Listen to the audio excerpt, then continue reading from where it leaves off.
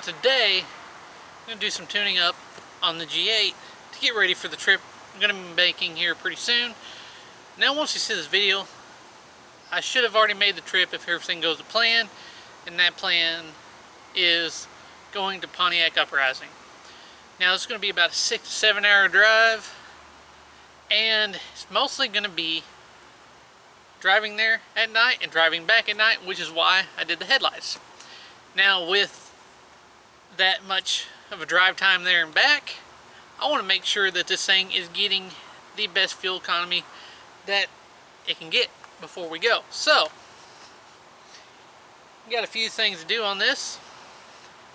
Now, still waiting on the O2 sensor harness to fix that, but luckily, still, no codes. Everything's doing good there.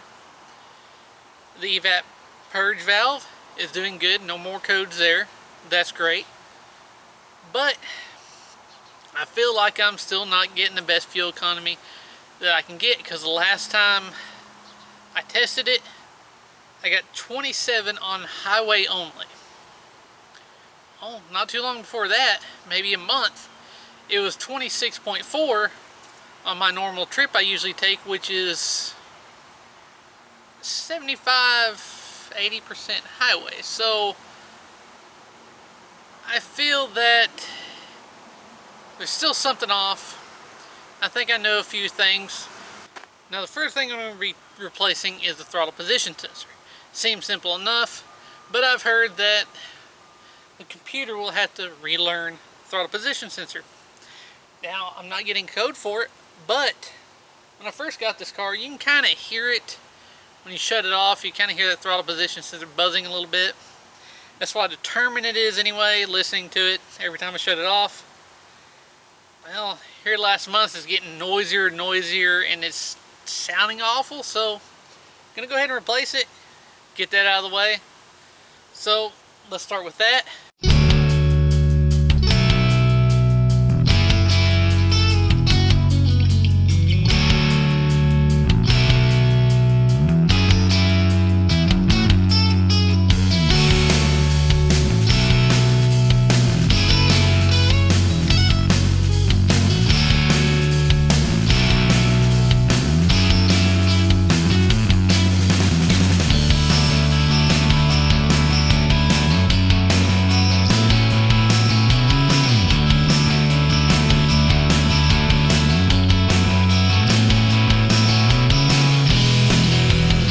So, throttle position sensor is replaced.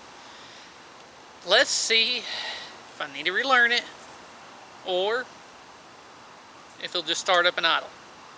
Because a lot of things I read was replacing the throttle body, because the PCM over time will compensate for the carbon buildup around the throttle body butterfly. So even if you clean it, you have to relearn it. So let me start it up and see what happens.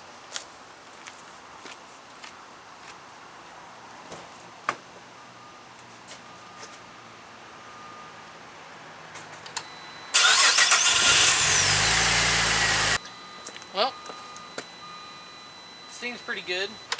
Still a little noisy, but nowhere near as bad as what it was. Now, to the next thing. Well, here's the next thing. And I'm really dreading this. Coil packs. Now, some of you are probably thinking, wait, using stock replacement? Simple as the answer is yes. Now, I went with stock replacement because the only aftermarket ones I found, other than the ones that Mace Performance, was the Excel Super Coils. I like Excel. It's pretty decent. Only issue is they're rated at 42,000 volts. Not really an issue. I could not, for the life of me, figure out what the stock rating on these are. I searched for probably a week trying to figure out what the output voltage is. Excel puts out 42,000. These could be anywhere from 30 to 45. I don't know. The price difference is what got me on that. The price difference for all 6 of them is so large. Let's say it's only a 2 to 3,000 volt difference, almost $200 difference. That is just not worth it to me. So I'm just gonna go stock replacements just to be safe, because that extra $200 can go elsewhere. Plus, if I'm not mistaken, these stock coils last from 100 to 150,000 miles. Well, these probably have close to 170 on them, because they look original. The car's got 169,000. Well, those are past due anyway, so even stock replacement, it's going to be an upgrade over these. Now the dreaded part comes of removing that intake yet again.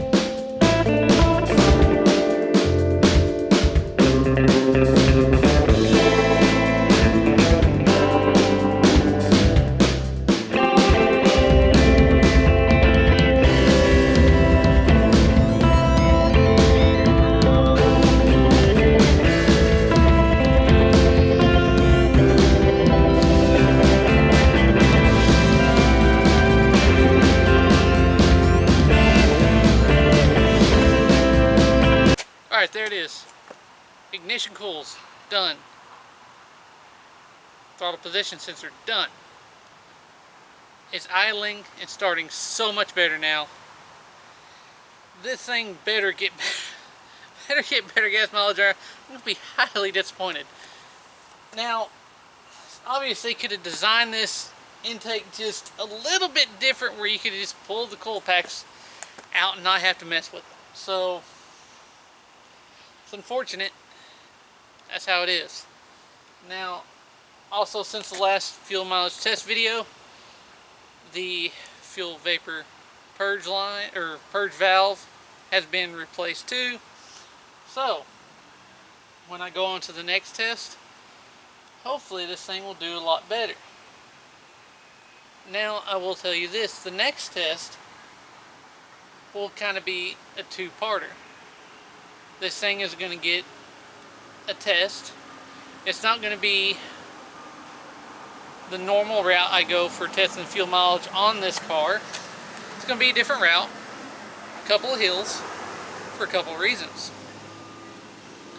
And then I'm going to do it again, same day. That's because I got a part plan for this, and I think you're going to want to see this.